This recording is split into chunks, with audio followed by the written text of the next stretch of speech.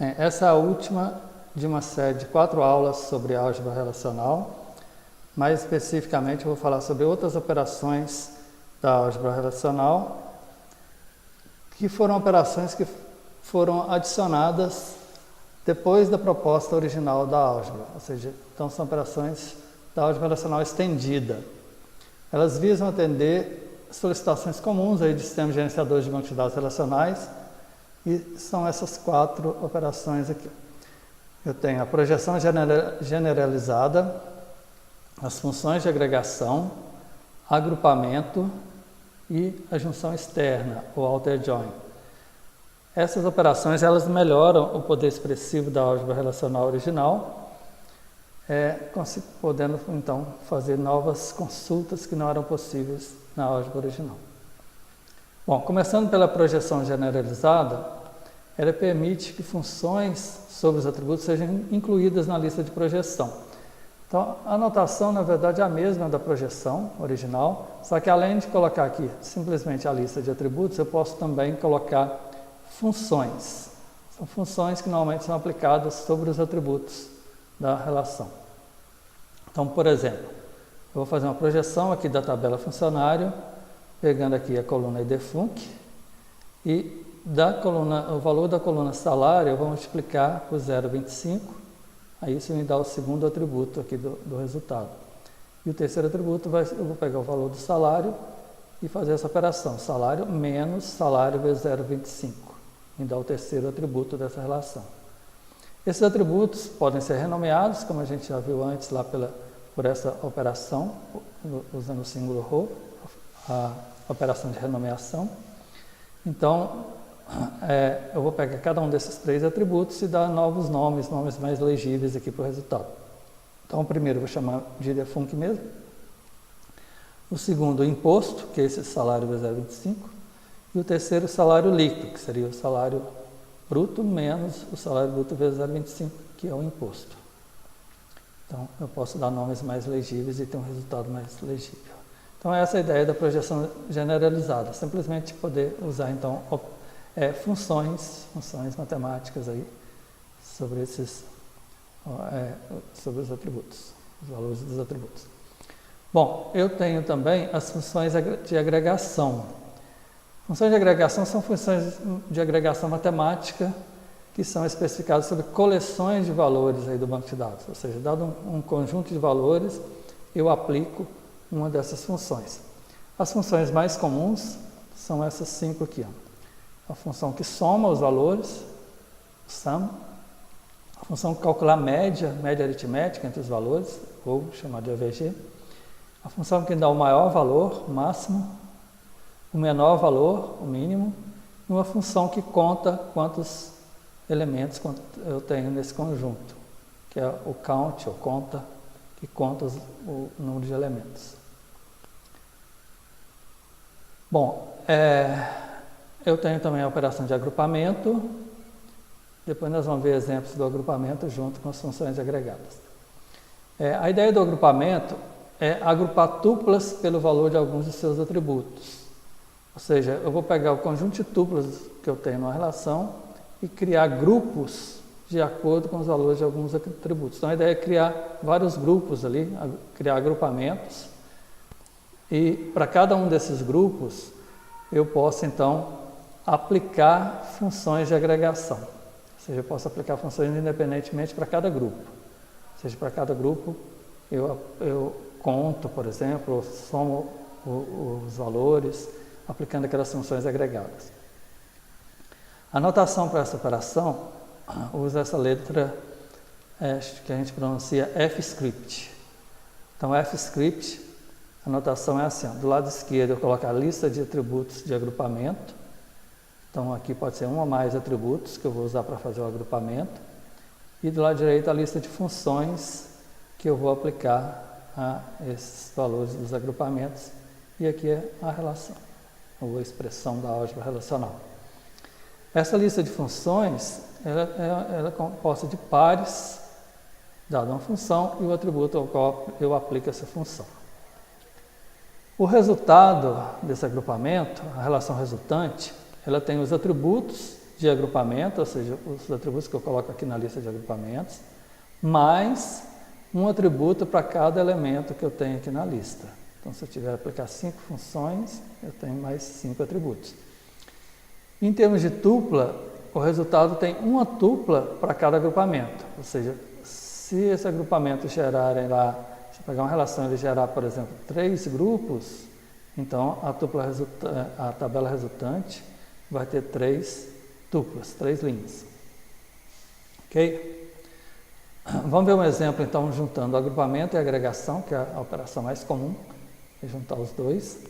Então, suponha que eu tenho essa tabela funcionário e eu quero recuperar para cada departamento o seu ID, o número de identificação do departamento, o seu número de funcionários, ou seja, quantos funcionários tem em cada departamento, e o salário médio dos funcionários de cada departamento. Então, para fazer uma operação como essa, eu uso a operação de agrupamento e agrupo pelo ID débito, ou seja, pelo ID do departamento. Então, eu vou criar grupos que tenham o mesmo número de identificação do departamento, ou seja, grupos de tuplas de funcionários, aqui no caso eu vou usar isso em cima da relação funcionário, que é essa aqui. Então, eu vou criar grupo de tuplas que tenham o mesmo ID débito. E para cada grupo desse, eu vou então aplicar a função conta em cima do ID func, ou seja, eu vou contar quantos funcionários, quantos IDs distintos que tem lá, e vou calcular a média dos salários. Vou pegar todos os salários de cada grupo e fazer a média deles. Então, essa operação de agrupamento eu vou colocar isso na relação temporária R1, depois eu vou pegar o R1 e simplesmente dar nomes mais legíveis, aqui aplicar a operação de renomeação para dar nomes mais legíveis.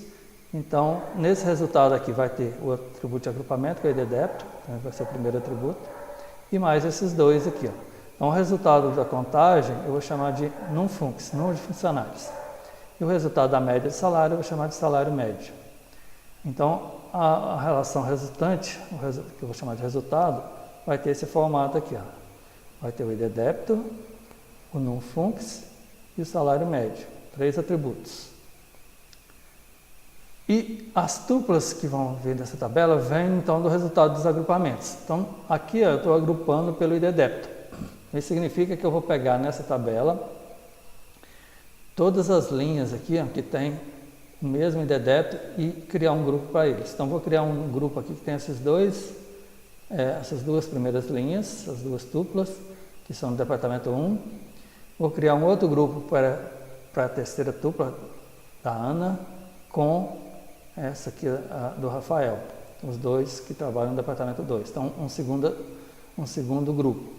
E um terceiro grupo com os do departamento 3, que são Pedro e a Marina. Então, vou criar 3 agrupamentos. Então, para cada um desses agrupamentos é uma linha nesse resultado. Então, se eu tenho 3 agrupamentos, o agrupamento é dado pelo ID débito, então os 3 ID débitos distintos que tem ali. E, então, para cada um eu aplico essa função aqui. Vou contar quantos funcionários que tem e calcular a média de salário deles. Então, por exemplo, aqui o primeiro agrupamento tem 2 funcionários, 2, e o salário médio vou pegar o valor do salário desses 2 funcionários, 9.000 mais 8.200, dividir por 2, que vai dar 8.600. O segundo agrupamento, pelo ID débito igual a 2, tem esses 2 funcionários aqui. Então, também tem 2 funcionários e a média vai ser 1.500 mais 4.000 dividido por 2, que vai dar 2.750. E o terceiro, que tem esses 2, também 1.200 mais 9.900, a média vai dar 5.550.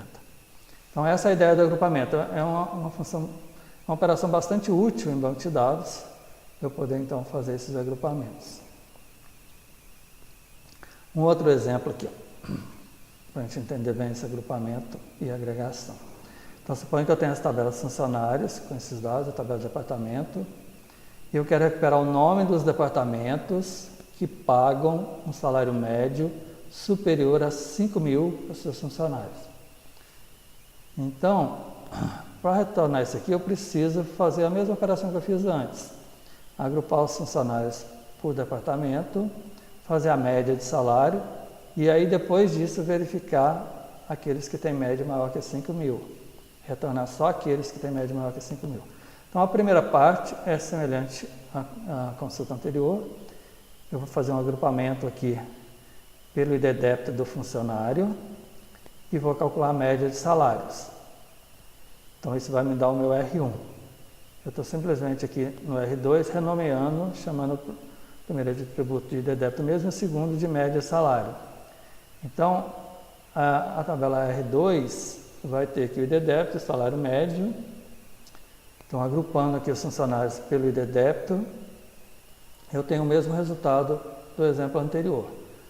Uma linha aqui para cada departamento e o valor do salário médio de cada dos funcionários de cada departamento. Então, o R2 é similar ao exemplo anterior. Só que agora me interessa só aqueles que têm salário médio maior que 5.000.